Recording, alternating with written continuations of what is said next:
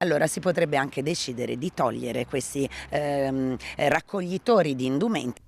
Si sperava di no, e invece è stato così, a mali estremi, estremi rimedi, dice il famoso proverbio, e così pare sia stata presa la decisione meno popolare ma più netta al problema dell'accumulo di indumenti e di conseguenza anche di immondizia nella zona circostante i cassonetti per la raccolta dei vestiti della Caritas in Piazzale Chiavris, che ha sollevato più volte la polemica dei residenti.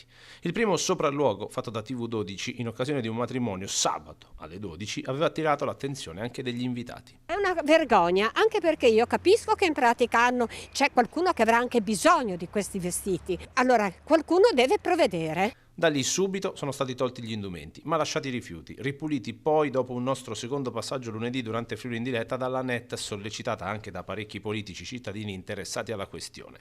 La scena che ci siamo trovati di fronte invece martedì più o meno alle 13 era stata proprio la soluzione drastica prospettata dalla consigliera Gatta, che abita nei paraggi e che conosce bene la problematica. Due addetti hanno svuotato le buste dei vestiti presenti nelle campane, facendo dei sacchi, operazione nella quale abbiamo constatato che all'interno delle buste conferite dai cittadini c'erano anche parecchi rifiuti come plastica e carta. Una volta svuotate, poi le campane gialle sono state caricate e portate via.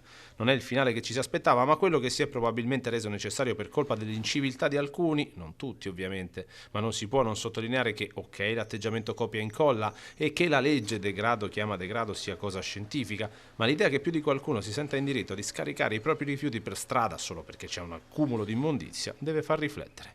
Continueremo a monitorare la situazione e a capire se i contenitori torneranno. Resta intanto la soddisfazione di aver sollevato un problema e di essere arrivati comunque a una soluzione, anche se di certo non è stata quella dal sapore più dolce, come confermato dalla stessa consigliera Antonella Gatta ai nostri microfoni. Il finale un po' amaro, ma inevitabile, di una situazione di degrado che aveva visto Chiavris come protagonista.